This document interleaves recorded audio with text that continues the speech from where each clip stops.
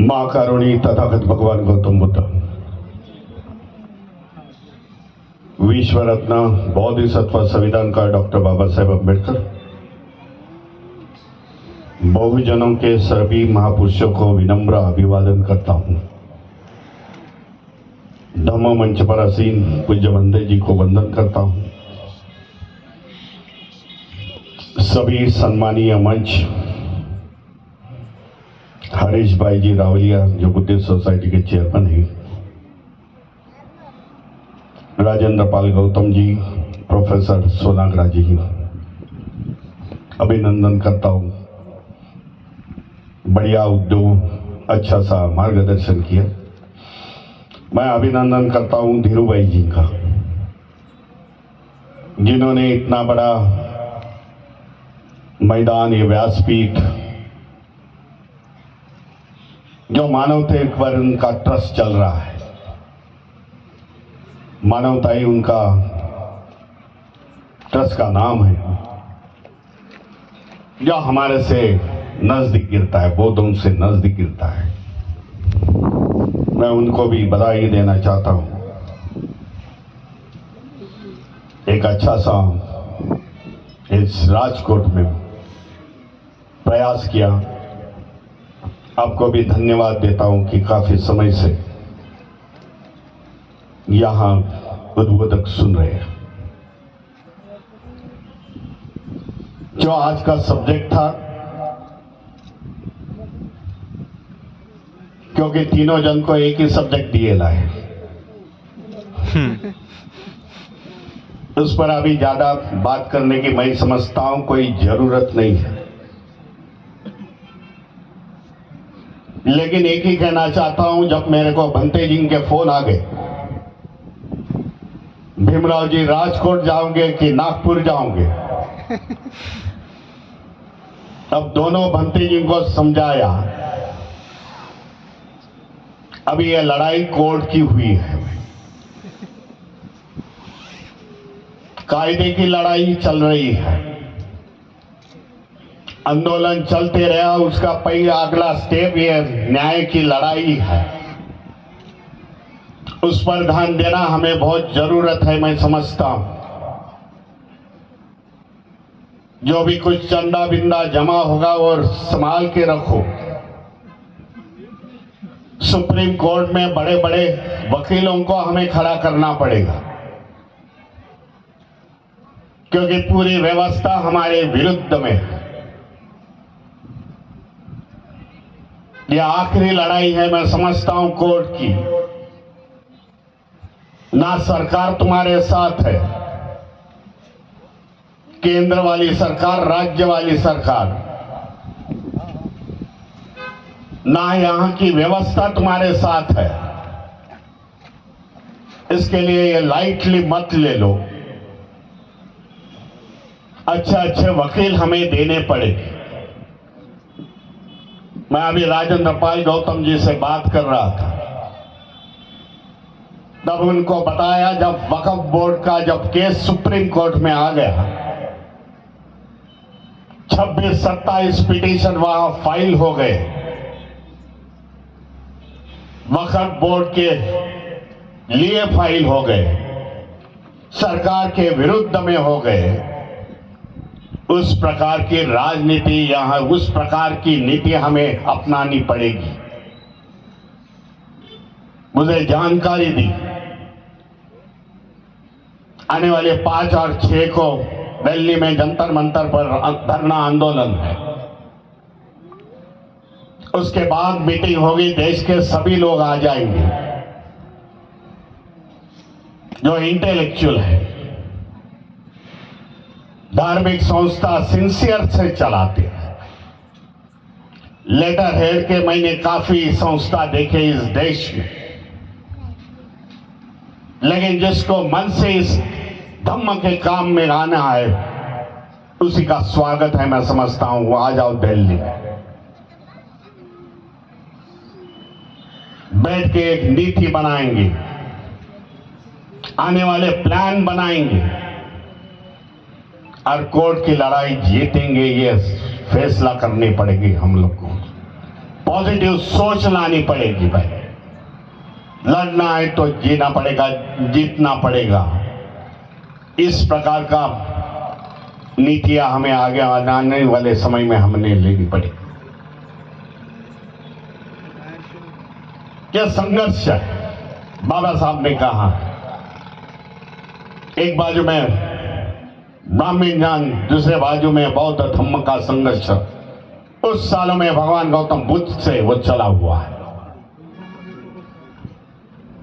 और वो संघर्ष हमें आज भी इस देश में चल रहा है। बाबा साहब ने देश में अपनी जीवनी की आखिरी क्रांति की, आखिरी क्रांति बौद्ध धम्म की क्रांति की। रिवाइवल ऑफ बुद्धिज्म इस देश में बाबा साहब ने किया 14 अक्टूबर 1956 में, और वहां से बौद्ध धम्म आगे निकल गया। मेरे वक्ताओं ने बताया कि महाबोधि बुद्ध विहार के लिए आंदोलन हुआ था।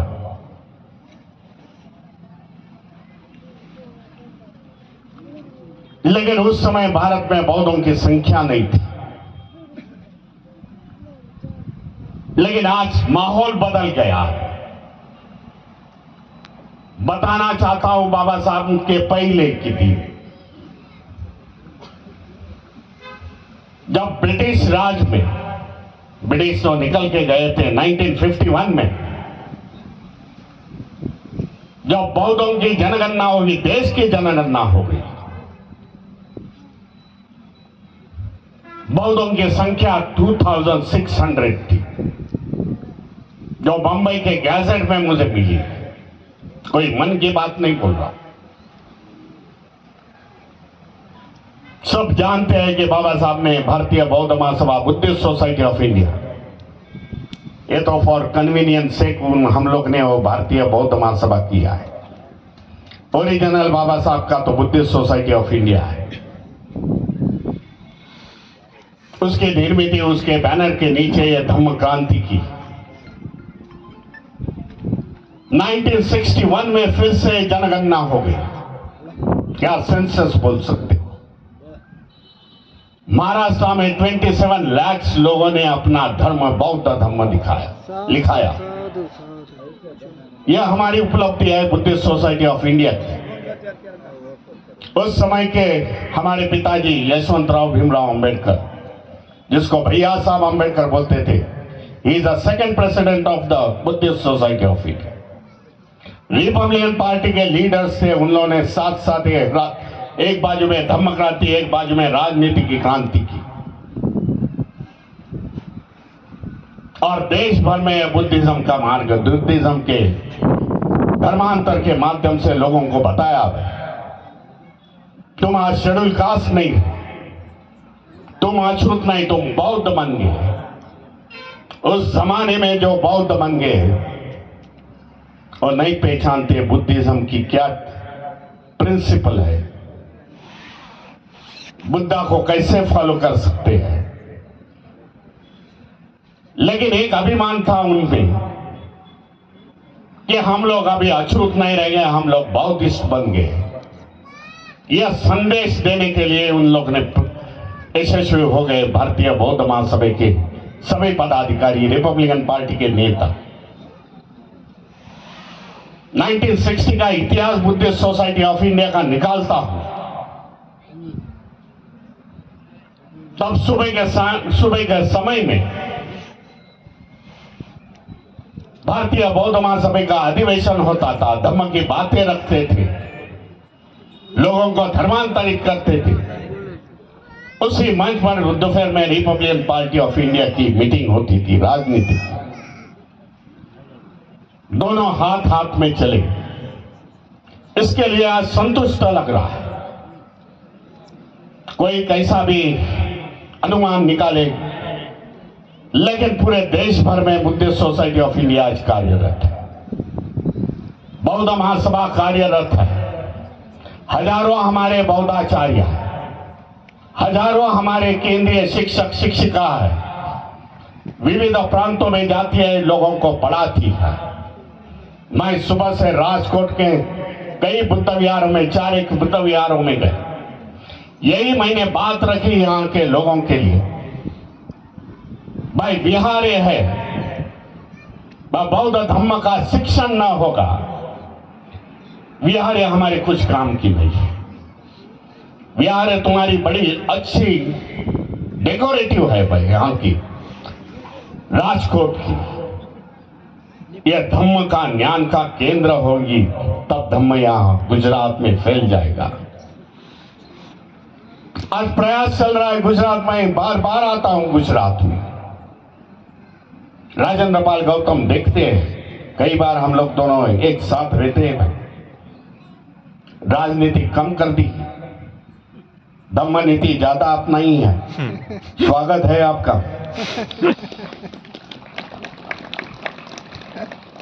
गुजरात में अभी मैं बदलाव देख रहा हूं। एक 15-20 साल पहले आता था गुजरात में, मैं देखता था यहां की जनता सुधरेगी नहीं, परिवर्तन होगा नहीं।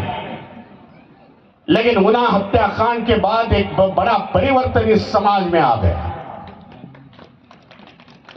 लोगों का समझ गया कि जिस पाखंडवाद में है, जिस सिस्टम में हम लोग हैं, शेड्यूल कास्ट के लोग, बाबा साहब को मानने वाले लोग, समझ में आ गया कि ये रास्ता हमारे लिए सही नहीं है।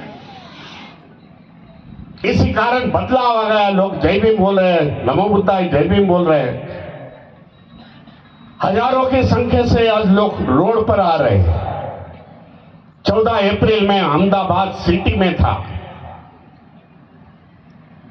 13 की रात को मैं महू में था, मध्य प्रदेश, बाबा साहब की जन्मस्थली पे।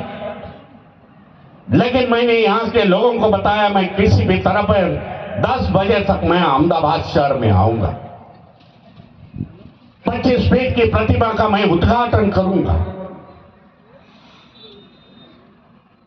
क्योंकि लोगों को निराश नहीं करना चाहता था। 20-1 हजार के लोग वहां जमे हुए थे प्रतिमा का अनावरण करते समय, और बाद में शोभा यात्रा निकाली। इस तरह का बदलाव आज गुजरात में देख रहा हूं। जानते होंगे आप भी, क्योंकि पढ़े लिखे हो, प्रबुद्ध हो आप, पढ़ना सीखो।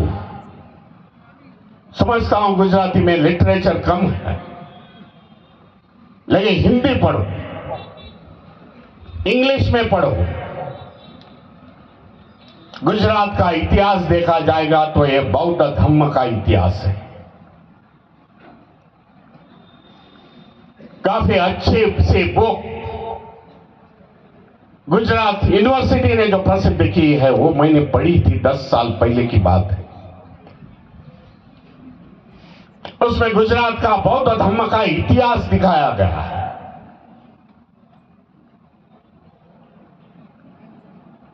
सम्राट अशोक मौर्य जी के उस जमाने में यहां यूनिवर्सिटी थी, वैभवी यूनिवर्सिटी थी।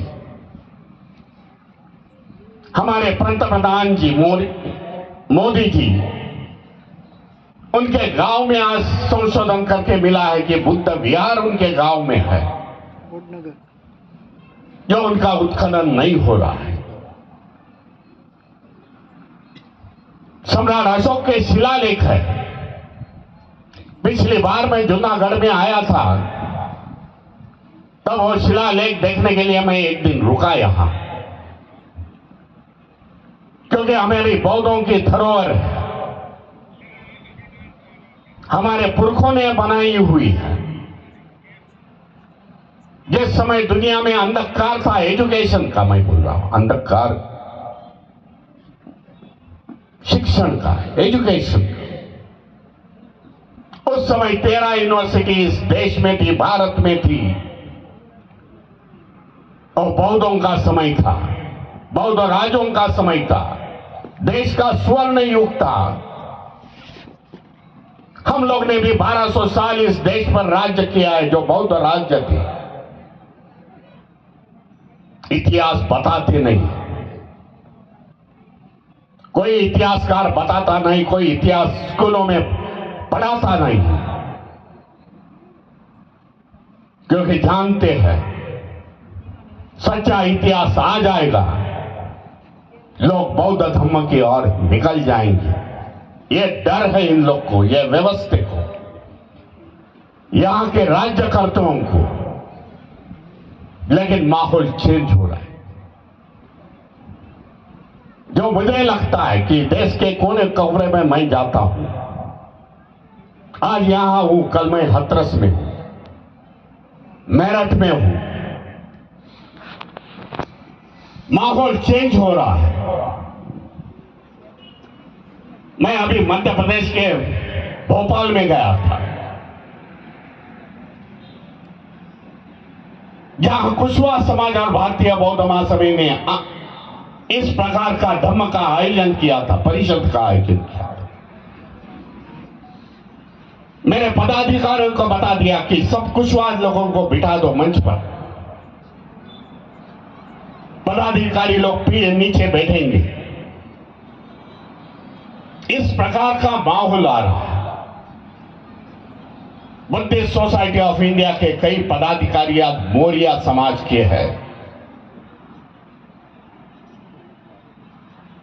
कुशवाहा समाज के हैं। इसी कारण इस समय के 5 अप्रैल की सम्राट अशोक जयंती मैंने ऐलान कर दिया महाराष्ट्र में और पूरे देश भर में कि सम्राट अशोक मौर्य करके लिखो और जयंती बड़ी धूमधाम से बना। जिस प्रकार के बाबा साहब की जयंती करते हो, भगवान गौतम बुद्ध की जयंती करते हो,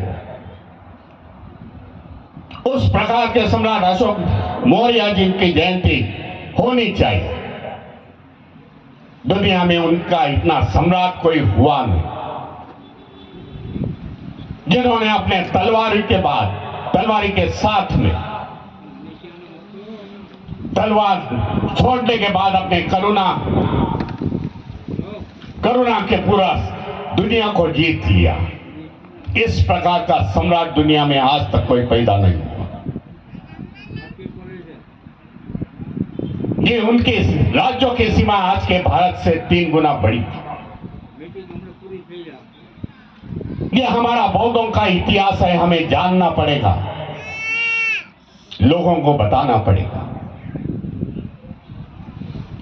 1 साल पहले मैं सूरत में था, सूरत में बौद्ध महासभा का सम्मेलन चल रहा था। कोली समाज के लोग मेरे पास आ गए, बोलो बैठ जाओ मंच पर। उन्होंने बोला भीमराव जी एक पुस्तिका देना चाहता हूं। देखी तो पुस्तिका तो छोटी थी, 50 पेज की पुस्तिका थी, लेकिन प्रयास किया था। बोलो क्या है? गुजराती में है, गुजराती आवड़े से।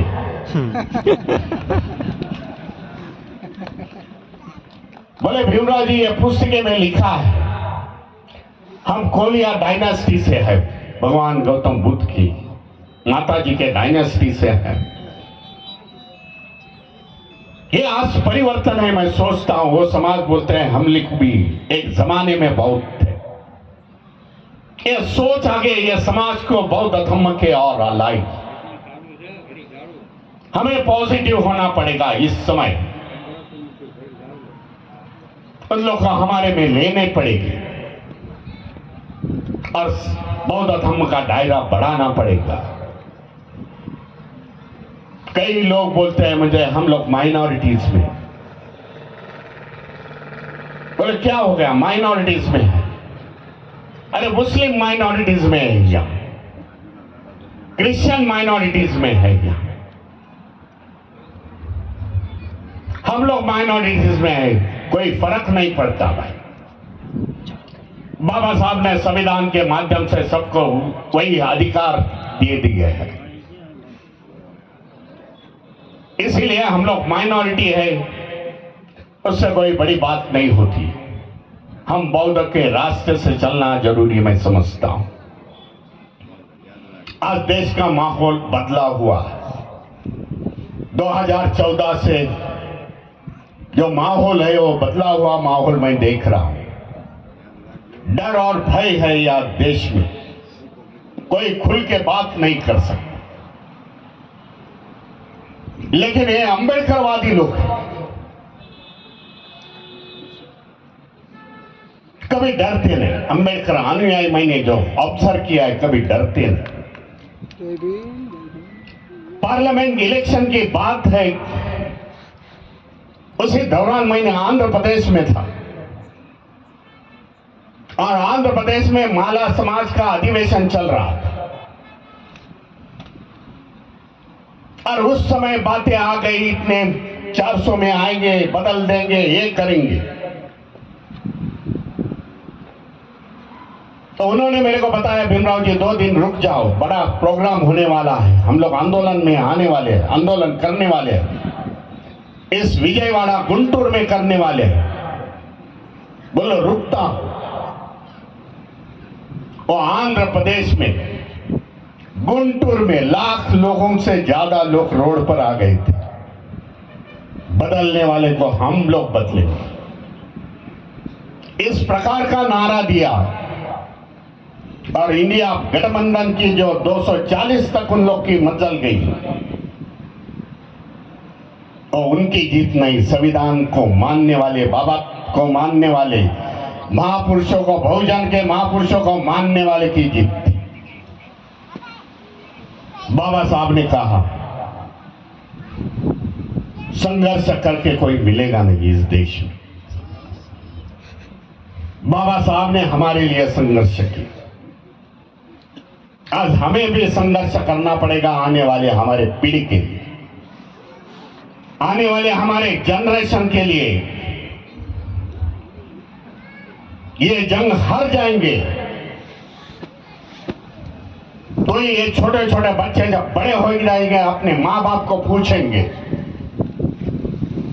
बाबा साहब ने तो हमें सब कुछ देखेंगे, आप जंग कैसे हार गए, आप क्या कर रहे थे। ये दौर से हम लोग चल रहे हैं।